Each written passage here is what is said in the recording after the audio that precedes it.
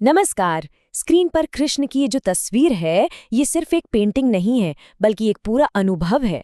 ये हमें एक ऐसी दुनिया में ले जाती है जहां बस सुकून ही सुकून है। लेकिन इस शांत सी दिखने वाली छवि के पीछे पता है कितनी कहानियां और कितने प्रतीक छिपे हैं? तो चलिए आज इस कला के हर रंग, हर रेखा की गहराई में उतरते हैं और इसके राज को समझते हैं। पहली नजर में ही एक अजीब सा सुकून मिलता है ना। कृष्ण की वो सौम्य मुद्रा, चेहरे का वो भाव और आसपास का एकदम शांत माहौल, सब कुछ देखकर ऐसा लगता है मानो वक्त यहीं रुक गया हो। पर सोचने वाली बात यह है कि कलाकार ने आखिर ये जादू किया कैसे? और क्या ये जो शांति हमें महसूस हो रही है वो बस देखने भर की है या इसका कोई और भी गहरा मतलब है? तो सवाल यही उठता है कि क्या ये बस एक खूबसूरत तस्वीर है या फिर इसकी हर एक छोटी छोटी डिटेल में एक पूरी कहानी छुपी हुई है। चलिए इस रहस्य से परत दर परत पर्दा उठाते हैं और देखते हैं कि ये तस्वीर हमसे क्या कहना चाहती है। तो सबसे पहले उसी एहसास की बात करते हैं जो ये तस्वीर जगाती है, यानी गहरी शांति का एहसास। आखिर इस तस्वीर में ऐसा क्या खास है जो हमें इतना सुकून देता है?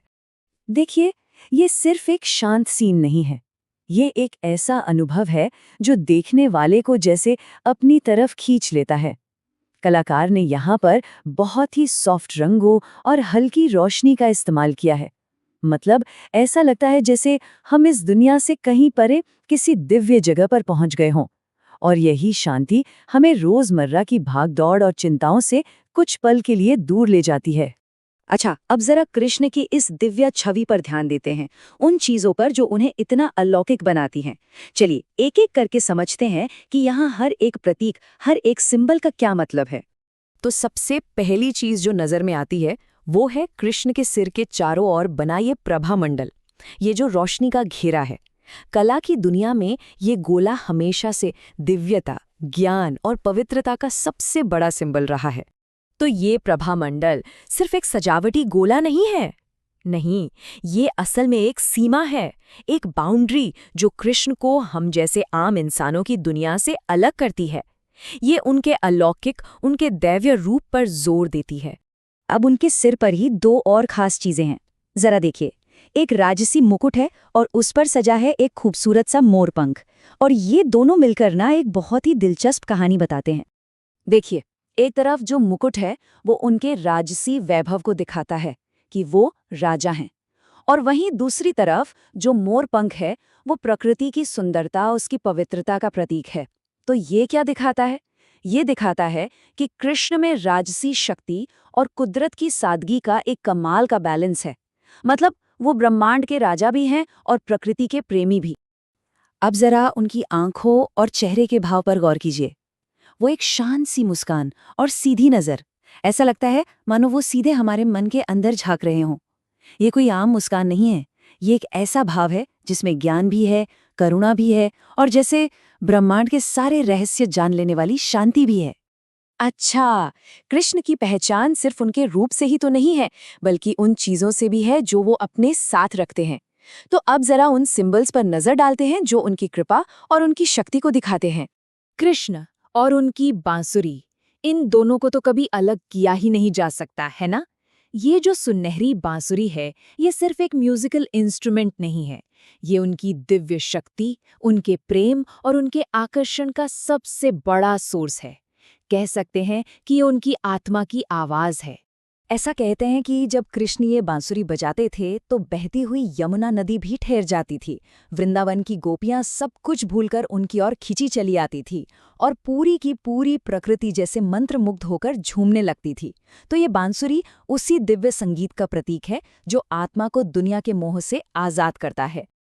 अब उनके बहते हुए बैंगनी रंग के कपड़ों को देखिए। ये रंग जो है ना, इसे अक्सर राजसी शान शौकत और आध्यात्मिकता दोनों से जोड़ा जाता है। और ये कपड़े, साथ में वो जो बारीकी से बनाए गए गहने हैं, ये सब उनके दिव्य और राजसी रूप को और भी ज्यादा निखार देते हैं। लेकिन हाँ, एक बात समझनी जरूरी है, ये कपड़े और गहने सिर्फ बाहरी सजावट नहीं है। ये कृष्ण की अंदरूनी दिव्यता, उनकी भव्यता और उनकी कृपा को बाहर दिखाते हैं। हर एक गहना, कपड़े की हर एक सिलवट उनकी उस अलौकिक सुंदरता की कहानी कह रही है। कृष्ण की कहानी प्रकृति के बिना तो अधूरी ही है। वो कभी भी नेचर से अलग नहीं होते। तो आइए अब देखते हैं कि उनके आसपास का ये जो खूबसूरत माहौल है वो इस पूरी कहानी में क्या रोल निभा रहा है। जरा सोच कर देखिए, एक शांत नदी बह रही है, उस पर पवित्रता का प्रतीक कमल के फूल खिले हुए हैं, पीछे वृंदावन का घना हरा भरा जंगल है और ऊपर एक सुनहरा कोमल सा आसमान। ये सिर्फ एक लैंडस्केप नहीं है, ये तो एकदम स्वर्ग जैसा सीन है जो पूरी तरह से शांत और पवित्र है। और यहाँ पर ये जो प्रकृति है ये सिर्फ एक बैकग्राउंड नहीं है। ये शांत माहौल असल में कृष्ण के अपने शांत और प्रेम से भरे स्वभाव का ही एक आईना है, एक रिफ्लेक्शन है। यहाँ आकर देवता और प्रकृति जैसे एक हो गए हैं। ऐसा लग रहा है मानो पूरा माहौल कृष्ण के होने का जश्न मना रहा हो और दोनों एक दूसरे की खूबसूरती को और भी बढ़ा रहे हैं। तो अब जब हम इन सारे प्रतीकों को, इन सारी डिटेल्स को एक साथ जोड़कर देखते हैं तो हमें क्या समझ आता है? ये तस्वीर असल में है क्या?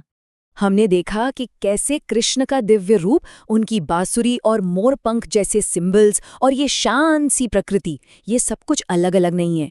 ये सब मिलके एक ही कहानी कह रहे हैं, प्रेम की, खूबसूरती की और दिव्यता की।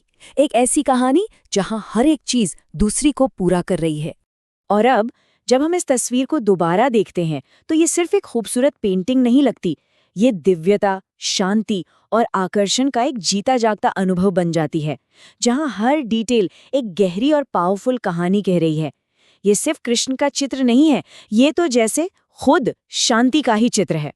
और आखिर में ये तस्वीर हमें एक गहरे सवाल के साथ छोड़ जाती है कि ये जो संगीत और शांति का पल है, क्या ये बस एक लम्हा है जिसे कलाकार ने कैद कर लिया है, या फिर ये उस हमेशा रहने वाले आनंद और सुकून का प्रतीक है जो असल में हमारे अंदर ही मौजूद है? शायद इसका जवाब हम सभी को अपने अंदर ही खोजना होगा।